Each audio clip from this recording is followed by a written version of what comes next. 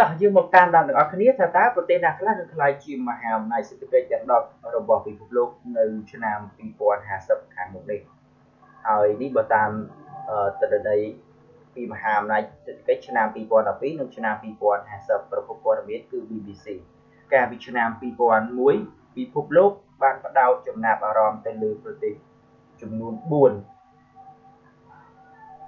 ដែលគេឲ្យឈ្មោះថាសមាជិក BRIC ដែលនៅក្នុងនោះប្រទេសរុស្ស៊ីប្រទេសប្រេស៊ីលឥណ្ឌានិងចិនថាជាមហាអំណាចសេដ្ឋកិច្ចនាំមុខនៅពេលបច្ចុប្បន្ននេះនិងពេលអនាគតហើយមកដល់ឆ្នាំ2014នេះលោក Jim Edel ដែលជាសេដ្ឋកិច្ចវិទូដ៏ល្បីរបស់អង់គ្លេសនៅក្នុងសតវត្សទី21នេះនឹងជាអ្នកបង្កើតឈ្មោះសមាជិក BRIC ខាងលើដែរបានដាក់ឈ្មោះដល់ប្រទេសថ្មីចំនួន4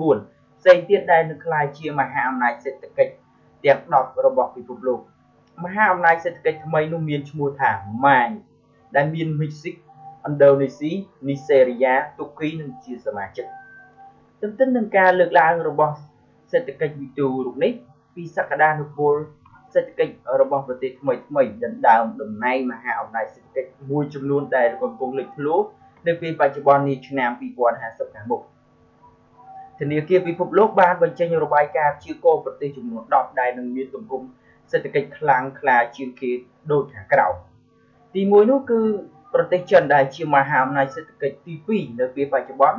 នឹងក្លាយជាមហាអំណាចសេដ្ឋកិច្ចទី1វិញមានផលិតផលក្នុងស្រុកសរុប GDP ចំនួន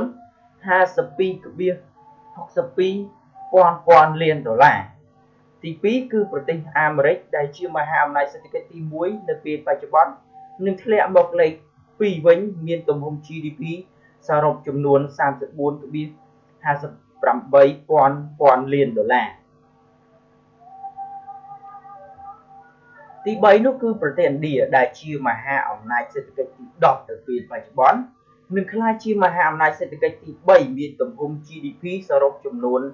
24.98 លានដុល្លារ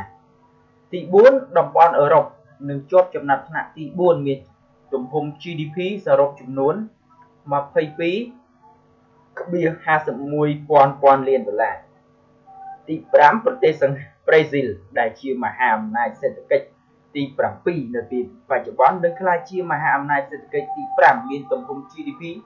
សរុបចំនួន 9.71 លានដុល្លារទី6គឺប្រទេសរុស្ស៊ីដែលជាមហាអំណាចសេដ្ឋកិច្ចទី8នៅពេលបច្ចុប្បន្ននឹងក្លាយជាមហាអំណាចសេដ្ឋកិច្ចទី6មានទំហំ GDP សរុបចំនួន 8.01 លានដុល្លារទី7គឺប្រទេសជប៉ុនដែលជាមហាអំណាចសេដ្ឋកិច្ចទី3នៅពេលបច្ចុប្បន្ននឹងធ្លាក់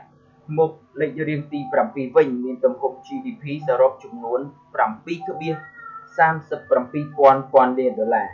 ទី8ប្រទេសមិចស៊ីកដែលជាប់ចំណាត់ថ្នាក់ជាមហាអំណាចសេដ្ឋកិច្ចទី14នៅពេលបច្ចុប្បន្ននឹងក្លាយជាមហាអំណាចសេដ្ឋកិច្ចទី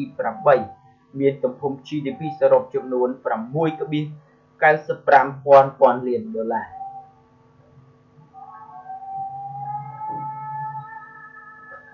ទី9នោះគឺប្រទេសឥណ្ឌូនេស៊ីជាមហាអំណាចសេដ្ឋកិច្ចទី16នៅពេលបច្ចុប្បន្ននឹងក្លាយជាមហាអំណាចសេដ្ឋកិច្ចទី9មានទំហំ GDP សរុបចំនួន 6.04 លានដុល្លារចំណែកឯទី10នោះគឺប្រទេសអង់គ្លេសដែលជាមហាអំណាចសេដ្ឋកិច្ចទី6នៅពេលបច្ចុប្បន្ននឹងធ្លាក់ចុះមកលេខរៀងទី10វិញមានទំហំ GDP សរុបចំនួន 5.69 លានដុល្លារបាទនេះបើតាមព័ត៌មាន The Big News បានចុះផ្សាយនៅឆ្នាំ2014បាទសូមអរគុណ